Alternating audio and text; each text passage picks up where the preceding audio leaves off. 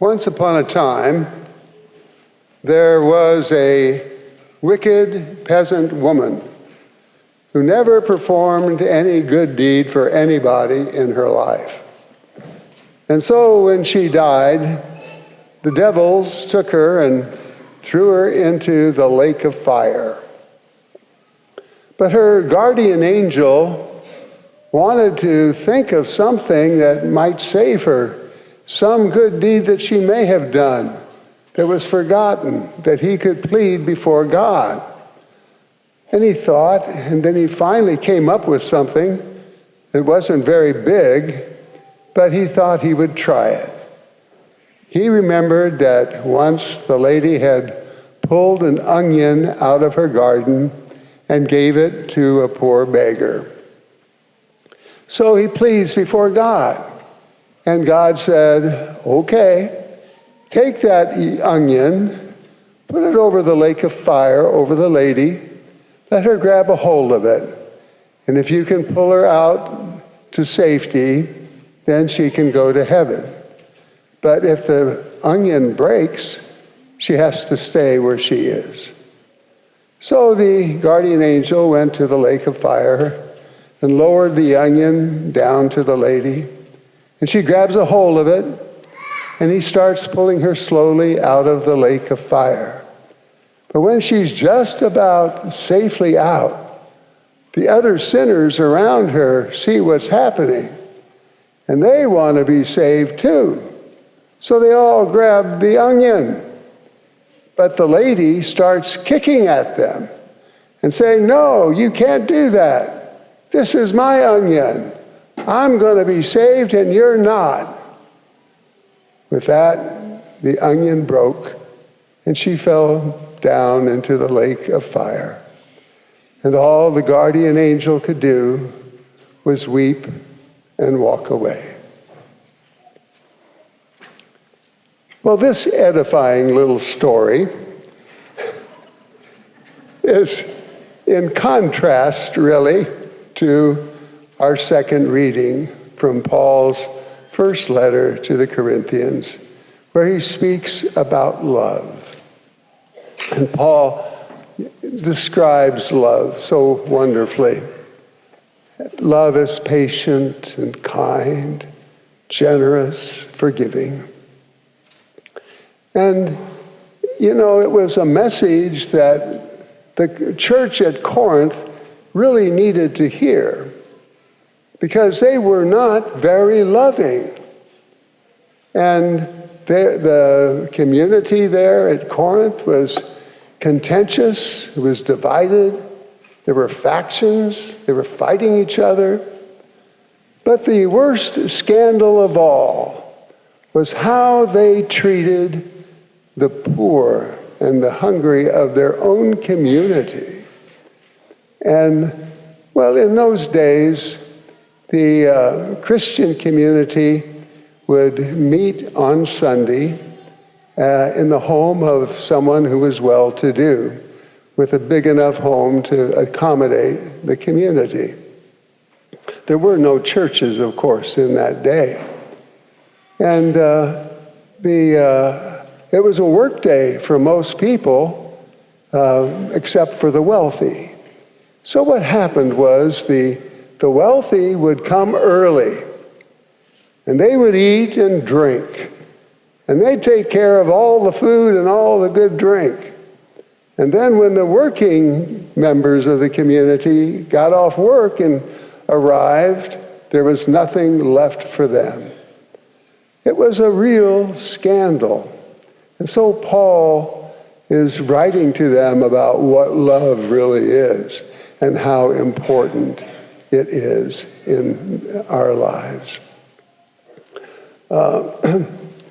And he even goes so far as to say, because there is no love in this community, when you celebrate the Eucharist, it really isn't the Eucharist. What a statement that is. I mean, the presence of the Eucharist depends upon our love. Wow. And, the Eucharist is really love in action. It's the most important action of all, the sacrifice of Jesus on Calvary for us. Greater love than this no one has, than he give up his life for his friends. So proclaims the gospel. And Paul himself writes, when we eat this bread and drink this flesh, drink this blood, we proclaim his death until he comes again. So the Eucharist is really love in action. We celebrate the greatest love of all, Christ's love for you and for me. Every time you see a crucifix, take it personally, or you miss the point. Jesus died for you because he loves you. And there's nothing anyone can do to make him stop loving us. So it's all about Jesus' personal care for all of us. So that's what we celebrate in this Eucharist. But we also celebrate our love and renew our love. At each celebration of the Eucharist, you should renew your love for your spouse, for your children, for your family members. You should renew and recommit your love for the community and for those outside the community who are poor and suffering. Our Eucharist should be a celebration of love. That's at its very heart and its very basic meaning. Now, Paul may have had some problems with love in the community at Corinth. I don't really think that's true here at the Church of the Ascension. I mean, I'm so edified by your constant response to any appeal that is made, especially for the poor and suffering of this world. And so I just want to thank you for your generosity and for your love. I have a little prayer I'd like to share with you. I entitled this prayer, "What is Love Like?"